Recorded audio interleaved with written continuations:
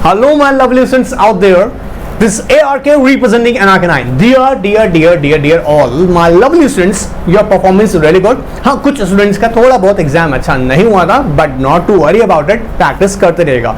जिनकी क्वेश्चन में मैंने देखा जिनके आंसर्स में प्रॉपर नहीं थे उनको मैंने आंसर कर दिया, तो मैं यहाँ डोंट वरी किसी का नाम कॉल नहीं करने वाला हूँ. Not to worry about it, practice continue करते रहेगा, ऐसे हम सीखेंगे. ऑलराइट, विदाउट वेस्ट टाइम आज का सेशन बहुत ही इंटरेस्टिंग है यार, बहुत सिखाने वाला हूँ और प्रैक्टिकल आपको सिखाने वाला हूँ, क्योंकि आप जो सामने देख रहे हैं ऑफ कोर्स यहाँ हमने टाटा स्टील लिमिटेड की ऑफिशियल वेबसाइट को ओपन किया हुआ है और मैं यहाँ आप लोगों के लिए एक इंपॉर्टेंट कॉन्सेप्ट डिस्कस करने वाला हूँ. ऑफ कोर्स आप लोगों ने थंबनेल तो देख ही लिया है और हाँ आप लोग जानते हैं मैं रेगुलेशन 34 एंड 46 की बात करूंगा अंडर LODR रेगुलेशंस.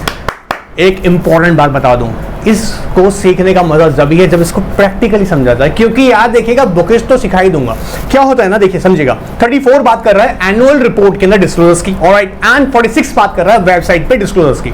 अब मान लीजिएगा मैं आपको यहाँ पर रट्टा लगवाता रहूं, बेटा वेबसाइट पे बेटा ये जाएगा वो जाएगा, क्यों ना एक प्रैक्टिकली विजिट कर ली जाए कंपनी की वेबसाइट पे और ये देख लिया जाए कि क्या क्या डिस्क्लोजर्स कंपनी को स्पेशली किसकी लिस्टेड एंटिटीज को फॉलो करने पड़ते हैं एज पर रेगुलेशन 46. तो याद देखिएगा मैं यहाँ प्रैक्टिस पूरे सेशन को काफी प्रैक्टिकलिटी दूंगा ताकि आप लोगों की नॉलेज ग्रैब हो. सेकंड, याद देखिएगा मैं यहाँ पर वेबसाइट विजिट भी कराने वाला हूँ, बट एक इंपॉर्टेंट चीज बता दूं, मेरे अकेले के विजिट कराने से कोई बेनिफिट खास नहीं मिलने वाला जब तक कि आप खुद जाके सर्च करना स्टार्ट ना करें. मैं आपको सिर्फ टेक्निक बता दूंगा, बट अपने याद देखिएगा पूरे 24 आवर्स के पीरियड के अंदर एटलीस्ट 30 मिनट्स आप एक्सेस कीजिए ऐसी वेबसाइट्स को ताकि आपकी नॉलेज बढ़े. ऑलराइट, सो सोशल मीडिया तो एंजॉय करते हो तो थोड़ा सा यहाँ टाइम निकालो. चलिए स्टार्ट करते हैं रेगुलेशन 24 को फटाफट से समझते हैं कि रेगुलेशन 24 क्या बात करता है ऑफ सेबी LODR.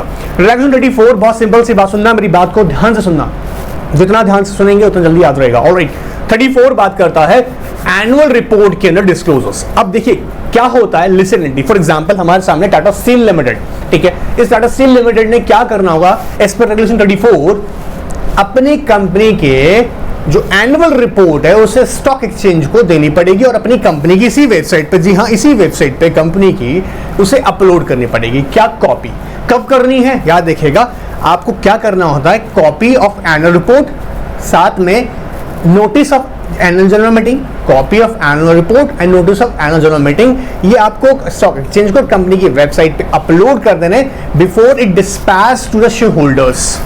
आप शेयर होल्डर्स को इसे डिस्पैच करना स्टार्ट करेंगे उससे पहले आप कंपनी की कॉपी ऑफ एनुअल रिपोर्ट, याद रखिएगा copy of annual report along with the notice of annual general meeting कहां अपलोड करना है, आपको अपलोड करना है कंपनी की वेबसाइट पे और स्टॉक एक्सचेंज को इंटीमेट कर देना है. ये टाटा स्टील लिमिटेड ने भी किया, अभी सारी बातें बताऊंगा. ऑलराइट, इसके अलावा अगर क्या होता है, रिवाइज हो जाती है एनुअल रिपोर्ट में, मान लीजिएगा एजीएम हुआ और कुछ रिवीजन किया गया तो revise copy of annual report आपको विद इन, याद रखिए 48 आवर्स के अंदर, आपकी एजीएम कंप्लीट हो गया उसका विद इन 48 आवर्स के अंदर कंपनी के वेबसाइट पे भी आपको इमीडिएटली उसको मेंटेन करना होगा, मतलब रिवाइज कॉपी अपलोड करना पड़ेगा और स्टॉक एक्सचेंज को भी विद इन 48 आवर्स के अंदर आपको उसकी रिवाइज कॉपी किसकी, एनुअल रिपोर्ट की देनी है.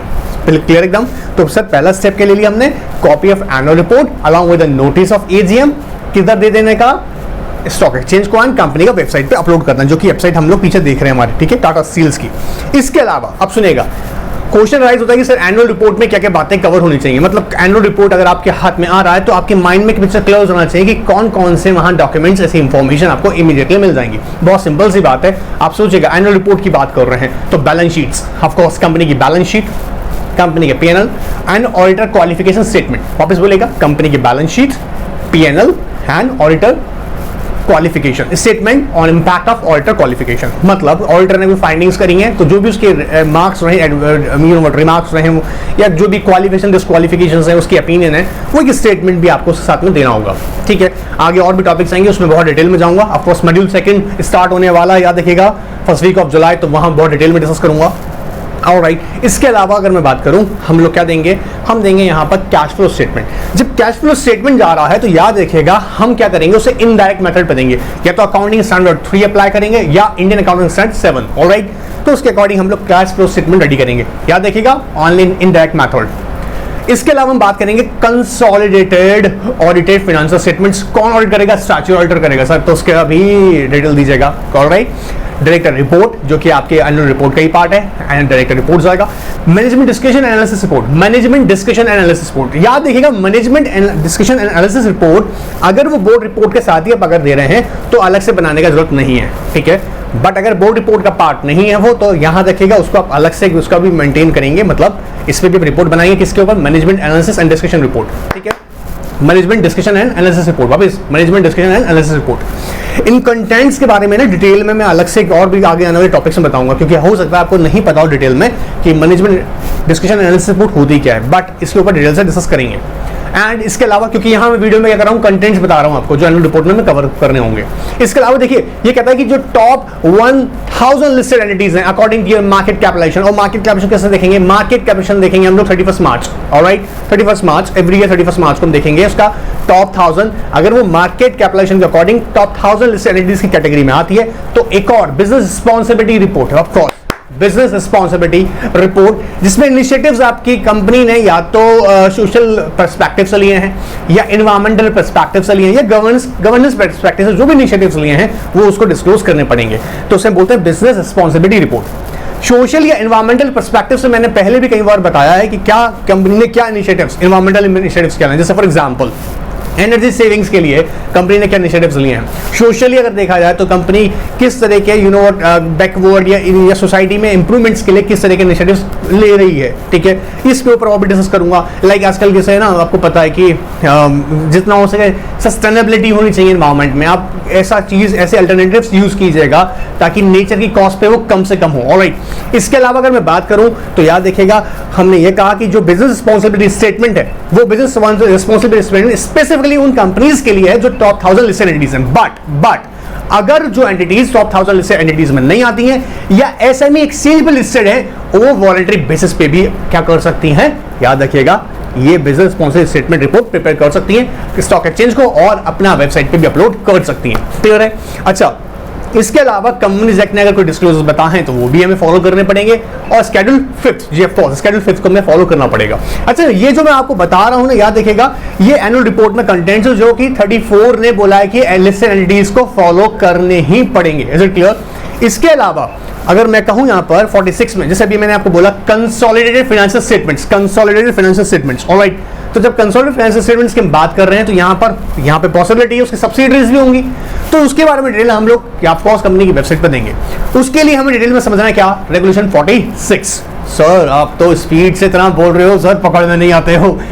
बेटा मेरी बात शांत से सुनना, मैं चाहता हूं स्टडी करते वक्त आप लोग पूरी एनर्जी के साथ भरे रहें, लेजी होकर बैठे रहें और सुन रहे हैं, और नहीं यार नहीं, ये परफेक्शन आपका लाइफ बनने वाला है, तो लाइफ ऐसे नहीं चलेगा, पूरे एनर्जी के साथ आइएगा, ऑलराइट। चलिए, तो 34 पे मैंने बात किया, डोंट वरी, अभी साइट पे विजिट भी कराएंगे, अभी बताएंगे, सब कुछ समझाऊंगा, ठीक है, पहले सुन तो लो, ऑलराइट। तो एनुअल रिपोर्ट 34 के अंदर हमने बोला क्या, copy of the annual report along with the notice of the AGM किसको देना है, स्टॉक एक्सचेंज को देना है, पहले देंगे, कब से, डिस्पैच करने से पहले। किसको डिस्पैच करते हैं आप, ये शेयर होल्डर्स को, ऑलराइट। तो कंपनी के वेबसाइट पे और स्टॉक एक्सचेंज को इंटीमेट कीजिएगा। रिवाइज अगर हुआ है आपका एनुअल रिपोर्ट तो रिवाइज कॉपी आपको विद इन 48 आवर्स आपको दे देनी है स्टॉक एक्सचेंज पे, और कंपनी की वेबसाइट पे भी अपडेट कर देनी है।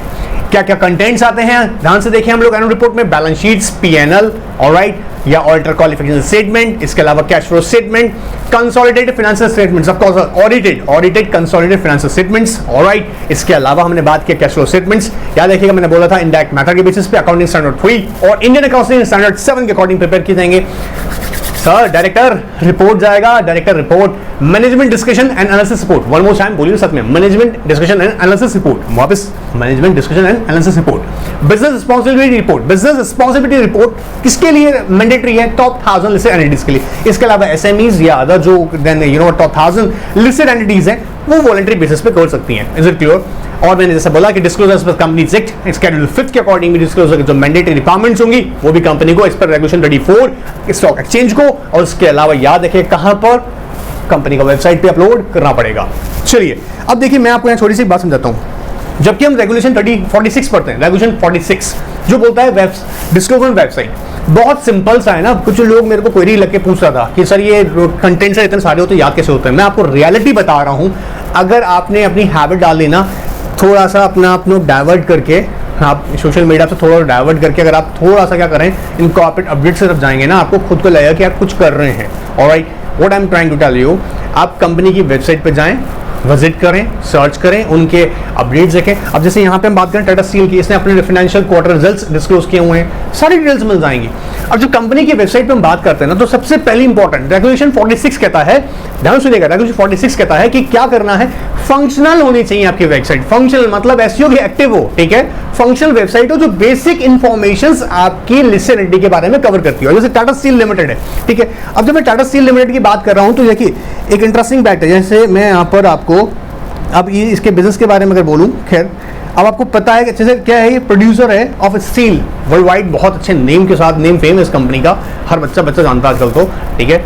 अब मैंने यहाँ सबसे पहले स्टार्ट किया इसके बोर्ड ऑफ डायरेक्टर्स से, ठीक है। तो जनरली क्या होता है, बिजनेस डिटेल्स होनी जरूरी है। उसके अलावा जैसे बोर्ड ऑफ डायरेक्टर की कैटेगरी बात करें हम लोग, तो यहाँ पर अब ध्यान से देखेंगे रेगुलेशन 46 को यहाँ कवर किया हुआ है। 46 के जब मैं बात कर रहा था आप लोगों के लिए, अच्छा, रेगुलेशन 46 के अंदर जो एस्पेक्ट्स कवर हम लोग कर रहे हैं ना, उसमें इंपॉर्टेंट, सबसे इंपॉर्टेंट चीज क्या है कि कंपनी अपने वेबसाइट पर वो इंपॉर्टेंट एस्पेक्ट्स कवर करे जो उसके बिजनेस से रिलेटेड होंगी। अब क्या क्या हो सकती हैं, जैसे basic information of listed entity, ठीक है, ये तो सबसे पहला बात आना है, ठीक है। दूसरा क्या इंफॉर्मेशन होगा, सोचने वाली बात है, क्या क्या इंफॉर्मेशन आएंगी, बिजनेस डिटेल्स, कंपनी का बिजनेस क्या है, ठीक है, कंपनी ने क्या बोर्ड कमेटी बना रखी, तो कंपनी की बोर्ड मीटिंग और कमिटीज, देखिए अगर हम बात करें बोर्ड कमिटीज की हम बात करें टाटा स्टील की, अब देखिए यहाँ पर आप देखेंगे, ध्यान से देखिएगा बेटा, ऑडिट कमेटी के बारे में बता रखा है, committee is comprise of mister Deepak, OP board. देखिए यहाँ पर जो मैं आपको बता रहा हूँ ना, एक बार कहने का मतलब ये है कि कमेटीज की डिटेल्स आपको वेबसाइट मिलेंगी, एनआरसी की, social social responsibility, risk management committee, stakeholder committee, safety and health environment committee, तो इन कमेटीज की डिटेल यहाँ कंप्लीट दे रखी है। सेम वहीं जाइए सर्च में, सर आप जाएंगे, मैं आपको कंटेंट बता रहा हूँ, आप कंटेंट सोच के देखिए, आपको सब मिल जाएंगे। रिलेटेड पार्टी ट्रांजैक्शन देखना है, देखिएगा, रिलेटेड पार्टी ट्रांजैक्शंस टाइप कीजिएगा, जाइएगा नीचे, आपको 31 मार्च तक का जो डेट है वो मिल जाएगा, पीडीएफ डाउनलोड कीजिएगा, सर डाउनलोड करवा दीजिए ना, देखिएगा related party transaction with details दे रखे हैं, related party transactions with detail दे रखे हैं, और यहाँ पे कंपनी ने डिक्लेरेशन दे रखा है as per the SEBI regulations, ठीक है। सो और देखते हैं, देखो मजा जब आएगा बेटा जब आप खुद सर्च करेंगे, मैं तो सिर्फ आपको बेटा गाइड कर सकता हूँ, ठीक है, आपको मैं एक तरीका बता रहा हूँ, आपकी लाइफ बना देगा तरीका। अपने लाइफ में आप 24 आवर्स के अंदर 30 मिनट्स निकाला करिए, उस विजिट्स कीजिएगा, अलग अलग कंपनी की ऑफिशियल वेबसाइट पर जाइएगा, विजिट कीजिएगा, इससे अपने प्रैक्टिकल एक्सपोजर बढ़ेगा, बुकिश लैंग्वेज के साथ बाहर भी आके देखिएगा थोड़ा सा। ऑलराइट, अच्छा तो क्या क्या हम ले लेंगे, चलिए एक बार काम करते हैं फटाफट से, आप लोगों के लिए थोड़ा सा ईजी हो जाएगा ताकि आप लोगों को पढ़ने में मजा भी आ जाए। पहले कंटेंट्स बना लेते हैं, ठीक है, पहले हम लोग कंटेंट्स रेडी कर लेते हैं। ऑलराइट, चलिए समझते हैं कि रेगुलेशन 46, मेरे साथ चाहे लिखना चाहें तो लिख लीजिएगा, इजी रहेगा, और सुनना चाहें तो सुन लीजिएगा, ठीक है। रेगुलेशन 46 के अकॉर्डिंग ऑफ एलओडीआर ये कहता है जी डिस्क्लोजर ऑन कंपनी वेबसाइट, क्या क्या होगा, सबसे पहले होना चाहिए वेबसाइट कैसी हो, फंक्शनल वेबसाइट हो, ठीक है, and contain basic information of listed entity. पहली बात ये होनी चाहिए लिस्टेड एंटिटी की जो बेसिक इंफॉर्मेशन है वो कवर करती हो, ठीक है, पहली इंपॉर्टेंट चीज। फंक्शनल होनी चाहिए मतलब एक्टिव होनी चाहिए वेबसाइट, आपने बना लिया उसके बाद आप ध्यान दे रहे हैं तो ऐसा नहीं होना चाहिए, ठीक है। अच्छा फिर क्या होगा, कंपनी के बिजनेस डिटेल्स, अब यहाँ पे क्या रखेंगे, बिजनेस डिटेल्स। अभी जैसे मैं बताऊंगा आपको कि टाटा स्टील की जब बात कर रहे थे तो उसने स्टील के अपने बारे में बता रखा है, जैसे इंडिया में, यूरोप में, जहाँ जहाँ उसके बिजनेस हैं उसके डिटेल दे रखी है, ठीक है, किस तरह का बिजनेस करते हैं, बिजनेस डिटेल्स के बारे में बात करेंगे। कंपोजिशन ऑफ बोर्ड कमिटीज, अभी हमने डिस्कस किया था, जैसे अभी देख रहे थे वेबसाइट पे हम लोग। अभी कंटेंट देख लीजिएगा, फिर मैं विजिट करवाऊंगा तो आपको एक चीज दिखाता हूं। देखो कंपोजिशन ऑफ बोर्ड कमिटीज, ठीक है, इसके अलावा हम देखेंगे और क्या होगा, code of conduct of board of directors and senior managements, ठीक है, इसके अलावा और क्या होगा, बहुत सारे एस्पेक्ट्स हो सकती हैं, मैं आपको 46 के अकॉर्डिंग बताने की कोशिश कर रहा हूँ, ठीक है। Code of conduct of board of director, senior management हो सकता है। इसके अलावा अगर हम बात करेंगे term and condition of appointment, term and conditions of appointment of independent director, ठीक है। इसके अलावा और क्या हो सकता है, पॉलिसीज किससे रिलेट हो सकती है, रिलेटेड पार्टी ट्रांजैक्शन या determination of material subsidiaries companies, alright, of listed entity, ठीक है। इसके अलावा और क्या हो सकता है, financial results, very very important, बहुत जबरदस्त इंपॉर्टेंट है। अब फिनेंशियल रिजल्ट्स में क्या होता है, notice of board meeting plus conclusion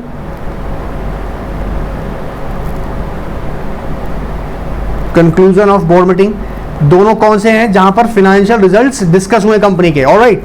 and annual report में क्या क्या, board report plus corporate governance report, ठीक है, बैलेंस शीट्स, टीएनएल, ये सारी एस्पेक्ट्स कवर करेंगे। फाइनेंशियल इंफॉर्मेशन से हम बात करेंगे। भाई फाइनेंशियल रिजल्ट्स आपको पता होगा डिस्कस होते हैं, तो उससे पहले क्या होता है, बोर्ड मीटिंग हो रही है तो उसके बारे में आप स्टॉक एक्सचेंज पे और अपनी वेबसाइट पे अपलोड करते हैं।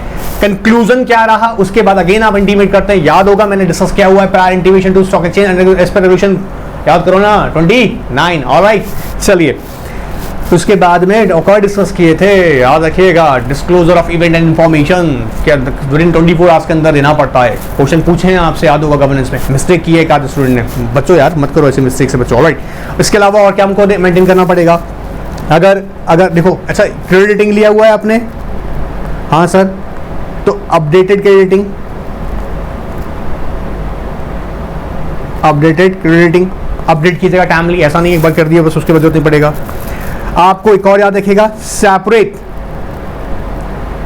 आपको audited financial statement of each subsidiary ये भी मेंटेन करना। और ये बताइए कब अपलोड करना, ध्यान से रखना बेटा, याद रखना 21 डेज प्रायर ऑफ एजीएम होने का 21 दिन पहले, याद रखिएगा, आपको ना इन्हें अपलोड कर देना है कंपनी का वेबसाइट पर। क्लियर है, बहुत सारी एस्पेक्ट्स जो बेटा बहुत ही इंपॉर्टेंट हैं, ठीक है। इसके अलावा क्या हो सकता है, शेयर होल्डिंग पैटर्न, ठीक है। अभी बता रहा हूं मैं, वेबसाइट पे लेके चल रहा हूं, आपको चिंता मत कीजिएगा, मैं चाह रहा हूं कंटेंट तो लिख लो यार, कुछ कंटेंट तो आपके हाथ में रहे। आप एग्जाम में जाएंगे थोड़ा लिखेंगे, please refer Tata steel limited official website, of course ये तो थोड़ा लिखेंगे। तो लॉजिकल बात है, कंटेंट तो आपको पता हो तभी जाके सर्च करोगे। तो कंटेंट क्या क्या देख रहे हैं हमने, भी बिजनेस डिटेल्स के बारे में देखा है, code of conduct of board of directors, management क्या होगा, ठीक है। जर्नली 2-4 बार 10 बार बोलोगे ना, आपको वैसे याद होंगे, और विजिट करोगे ना वेबसाइट पे तो और अच्छे से याद होंगे। कंपोजिशन ऑफ बोर्ड का meeting, term and condition of appointment of independent director, payment policy to non executive directors, alright. या हम इसके अलावा बात करेंगे फाइनेंशियल रिजल्ट्स की बात करेंगे। फाइनेंशियल रिजल्ट्स के अंदर जब बोर्ड मीटिंग होने वाला उसका notice, then conclusion of the such board meeting where the financial results is discussed, all right, and annual report, उसके रिजल्ट्स कॉपी रहेगी, एनुअल रिपोर्ट की बैलेंस, वो आपकी बैलेंस शीट है, पीएनएल है, डायरेक्टर रिपोर्ट है, कॉर्पोरेट गवर्नेंस रिपोर्ट है, वो सारी डिटेल्स आपको अपलोड करनी होंगी, ठीक है। इसके अलावा हमने बात की रिलेटेड पार्टी ट्रांजैक्शन, उसका डिटेल देना पड़ेगा। इसके अलावा हमने बात किया क्या, अगर metal determination of metal subsidies कौन कौन है, सब्सिडी है तो हर एक सब्सिडी का आपको सेपरेट क्या ऑडिटेड फाइनेंशियल स्टेटमेंट रेडी करना है, एंड एटलीस्ट 21 डेज पहले एजीएम से आपको उसको कंपनी का वेबसाइट पर अपलोड करना है। क्रेडिट रेटिंग ले रखा है, क्रेडिट रेटिंग क्या करिएगा, अपडेटेड क्रेडिट रेटिंग अपलोड करते रहना होगा आपको, ठीक है। कभी भी चेंज आएंगे उसके अंदर, वो मैंडेटरी है, ठीक है। इसके अलावा हमने बात किया क्या, शेयर होल्डिंग पैटर्न के बारे में। सो बहुत सारी एस्पेक्ट्स है बेटा, मैं आपको बोलूँ। इसके अलावा आप सुना होगा आपने पहले कई बार, new name and old name of listed entity maintain for 1 year from such change of name of change होने के बाद से 1 साल तक आपको याद होगा उसे मेंटेन रखना पड़ता है, वो कंटिन्यूस कैरी कीजिएगा। इसके अलावा और क्या होगा, देखो ईमेल एड्रेस टू रेड्रेस ग्रीवेंसेस, और वो भी एक और हो सकता है, इन्वेस्टर ग्रीवेंसेस के लिए अलग हो सकता है, इन्वेस्टर ग्रीवेंसेस के लिए अलग होगा। ये दो हो सकते हैं, एक आता है आपके कस्टमर्स के लिए, एक आपके इन्वेस्टर्स ग्रीवेंसेस के लिए होगा। फिर उस पर्टिकुलर जो ऑफिशियल होगा उसका कॉन्टैक्ट नंबर प्रोवाइड करना है। तो ये बेटा जनरल कुछ कंटेंट्स हैं ना जो कि आपको एज पर रेगुलेशन 46 मेंटेन करने हैं। मैं आपकी जानकारी में एक बात बता दूं, देखिए 46 के अकॉर्डिंग तो मैं बता ही रहा हूं, इसका मतलब ये नहीं है कि कंपनी इसके अलावा कंटेंट्स मेंटेन नहीं कर सकती है, वो वेल एंड गुड, अच्छी बात है, ठीक है। बट ये 46 कह रहे हैं कि लिसन एंटिटी को इन कंटेंट्स को याद रखिएगा, सबको मेंटेन करना होगा। मैं चाहूंगा कि एक बार फटाफट से गो थ्रू कर लीजिएगा, बुद्धि में बैठा लीजिएगा, क्योंकि हम जा रहे हैं वेबसाइट पे और वहां इनको सर्च करके देखते हैं। चलिए आगे देख लेते हैं एक बार। तो हम यहाँ गए हैं और हम एक बार देखते हैं कंपनी की वेबसाइट पर जाकर। चलिए कुछ सर्च करते हैं, बोलिएगा क्या सर्च करें? Share holding pattern, alright,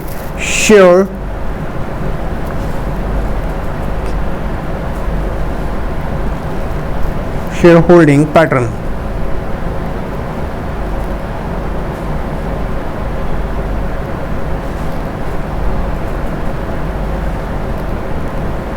share holding pattern, share holding pattern में अगर जाकर देखते हैं, share holding pattern as on 31 March, ये देखिए यहां पर इन्होंने प्रेजेंट किया हुआ है अगेन।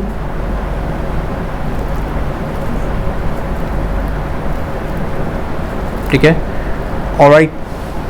अच्छा यहां अगर आप ध्यान से देखोगे ना, 31 मार्च के अकॉर्डिंग दे रखा है, देखो यहां पे उसे डिटेल दे रखी है कि whether listed entity has issued any partly paid up shares during this period, answer is yes, ये नो जहाँ पे आप रेफर कर रहे हैं, ठीक है। देन फर्दर वो बोल रहा है whether the listed entity has issued a convertible securities, यहाँ पे हम देखें, यहाँ पर ध्यान से देखिए, यहाँ नो बोल रहा है। इट मीन्स पैटर्न जब हम कंसिडर कर रहे हैं ना बेटा, तो यहाँ एक बात देखना आप, यहाँ नॉट्स ओके, हाँ यहाँ जब हम पैटर्न देख रहे हैं ना, तो ये ड्यूरिंग द 31 मार्च, मतलब sorry end of the 31 March till the 31 March company में सिक्योरिटी से होने वाली चीजें, और आपको जानते हो गया पैटर्न कब चेंज आ रहा है कि अगर कोई इशू क्या है, इनकम्बेंसेस क्या है, प्रमोटर इनकम्बेंसेस की भी है। जैसे कि देखो whether any shares held by the promoter a pledge or otherwise encumbered, answer is yes। अब इसकी डिटेल्स अगर देखनी है, यहाँ थोड़ा डिटेल देगा पैटर्न के अंदर, इसके लिए डिटेल देखनी है तो आपको क्या करना पड़ेगा, फिर इनकम्बेंसेस के पोर्शन में जाना पड़ेगा, वो अलग से दिखाएंगे अभी आपको, देखिए, ठीक है। इसके अलावा देखो और सर्च करके देखते हैं। अभी हमने बात किया था कमिटीज, बोर्ड ऑफ डायरेक्टर की बात कर लेते हैं, board of director Tata steel limited. अब कंपोजिशन में बात करता हूँ उस टाइम में आपको दिखेगा, आप अगर ध्यान से देखें ना, एग्जीक्यूटिव, नॉन एग्जीक्यूटिव, चेयरमैन, कौन टोटल देखिए, आप देख रहे हैं 10 डायरेक्टर्स हैं, जिसमें मेजॉरिटी कौन है, इंडिपेंडेंट डायरेक्टर्स। आप देखेंगे, कंसिडर कीजिएगा ध्यान से, देखो 1 2, अब मैं अगर इनको ओपन करूंगा ना बेटा, इनका डिटेल्स आ जाएगा, not to worry about it, आप फुर्सत में आराम से देखिएगा डिटेल ओपन करके। Majority of independent directors, I hope you can understand. इसके अलावा अगर हम और बात करें लाइक रिलेटेड पार्टी ट्रांजैक्शंस, अभी हमने डिस्कस भी किया था रिलेटेड पार्टी ट्रांजैक्शंस। इसके अलावा क्या देख सकते हैं हम लोग, देखो एक चीज समझना, मैं जो कहना चाह रहा हूं आपको, फाइनेंशियल रिजल्ट्स को अगर देखना है आपको, देखो चलो ये भी दिखाते हैं एक बार। फाइनेंशियल रिजल्ट्स, अब कंपनी के फाइनेंशियल रिजल्ट्स 2023 तक की हम अगर बात करेंगे, यहाँ पर एक्सप्लोर कर सकते हैं प्रोडक्ट्स एंड सॉल्यूशंस, ठीक है। क्वार्टर 1 की बात कर रहे हैं यहाँ पर, ठीक है। मान लीजिएगा हम यहाँ उठा के देखते हैं इसको, 4th quarter, notice of board of meeting to stock exchanges, ये पूरा डिटेल दे रखा है जो कि अभी बात कर रहे थे, ठीक है। 17 अप्रैल 2020 को नोटिस ऑफ बोर्ड मीटिंग, जिसकी अभी बात कर रहा था। ये मैं चाहता हूं आप लोग रीड करें, देखिए इस सेशन को मैं बहुत आगे तक ले जा नहीं सकता हूं क्योंकि इसकी ड्यूरेशन है, बट आपको ये एक रास्ता दिखा रहा हूं ताकि आप अपने स्पेयर टाइम के अंदर इन वेबसाइट पे विजिट करें और रीड करें। जैसे अभी हम डिस्कस करते हैं कि बोर्ड मीटिंग होगा तो उससे पहले हमको स्टॉक एक्सचेंज को इंटीमेट करना है, वेबसाइट पे अपलोड करना है, ये अपलोड पहले किया गया, ठीक है, ताकि उससे इन्वेस्टर भी अवेयर रहेगा, ट्रांसपेरेंसी रहेगी, जो डायरेक्टर्स की अकाउंटेबिलिटी बनती है वो भी रहेगा। तो डिस्क्लोजर का पर्पस क्या, ट्रांसपेरेंसी होना जरूरी है, ऑलराइट। और देखिए हम लोग सारे क्वार्टर से डिटेल यहाँ पर फाइनेंशियल रिजल्ट्स की हमने बात करी है, ठीक है। और अगर आप चाहें तो लगेगा, देखते हैं, सर्च में जाएगा वापस,